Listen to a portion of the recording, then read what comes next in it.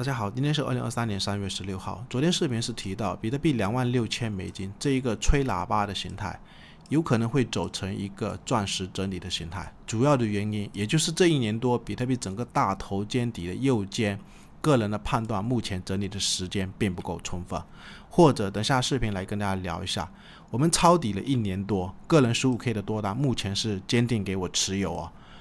那这1年多比特币大头肩底的形态，目前主力到底在讲什么故事？特别是这一个 FTX 交易所崩盘，我个人的判断应该就是有一双无形的手，是不是那一个财团把所有的筹码给接走，或者是把 FTX 交易所所有的筹码全部给吃掉。所以之前也是有跟大家讲过，我估计5年6年之内这个 FTX 交易所危机不一定会解决哦，有可能筹码早就已经被那些黑手给接管了。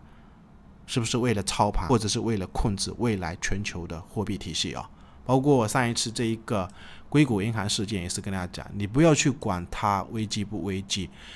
银行倒闭，比特币就是它的一个对立面。推特上面前面11号的时候是跟大家讲的很明显，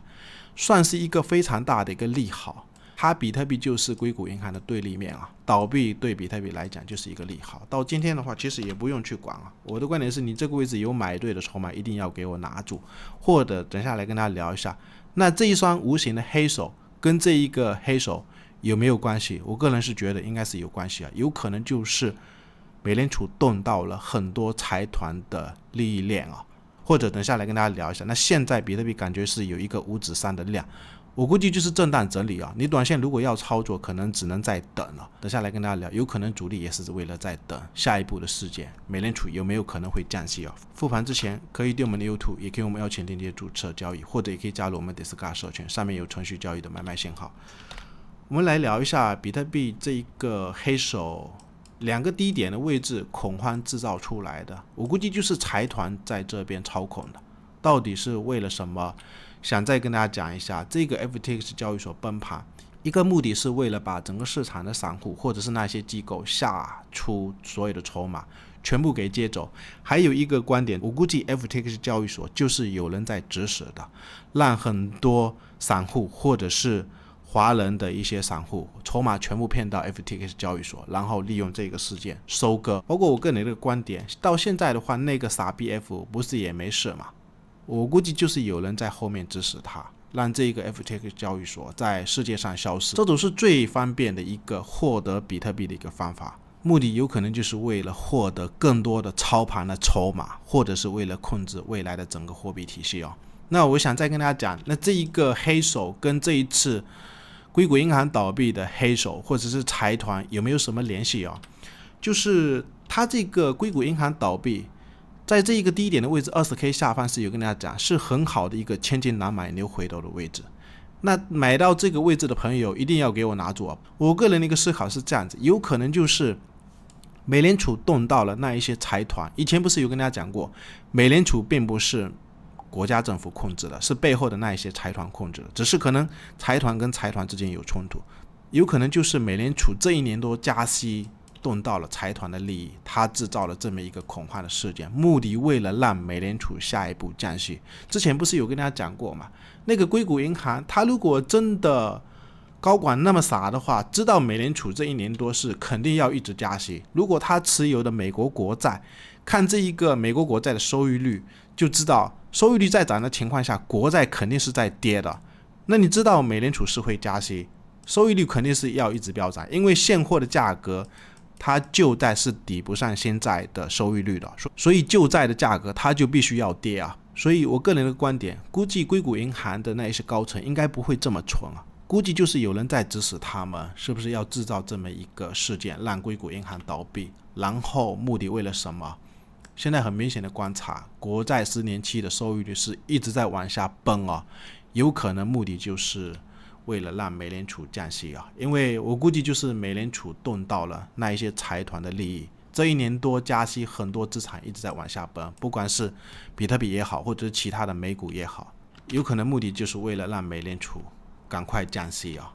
那3月23号的时候，我们到时候要去留意也就是下周四凌晨2点的时候，美联储会公布利率决议。当然，我的观点就是这样子，估计应该是会降息也不排除如果不降息的情况下，会不会在下一次的时间节点会不会降息？目前有可能只是在震荡。然后我们来聊一下，也就是这几天的一个走势昨天是有跟大家讲，这个上影线的位置不要去追了。因为它价格在过高的时候，很多指标也是在背离可以很明显的观察一下，价格在过高，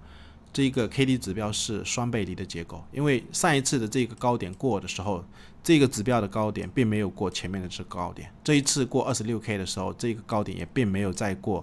前面这个 KD 的高点，所以短期是有背离，我个人的判断有可能就是会震荡然后我们再观察一下，也就是这几天的量能因为我们要思考一下，前面不是有跟大家讲过，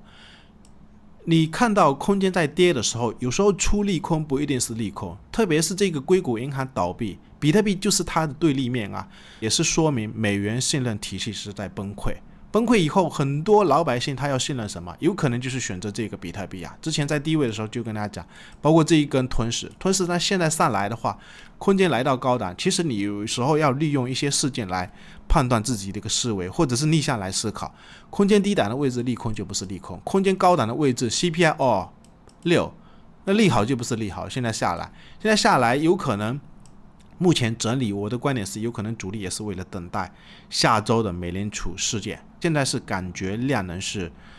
在高位的时候，不是跟大家讲量能有点大，我就怕它缩量的话，有可能会走5指3的量，那你就尽量只能以震荡为主来对待，不宜去追我们可以看一下这个位置吧，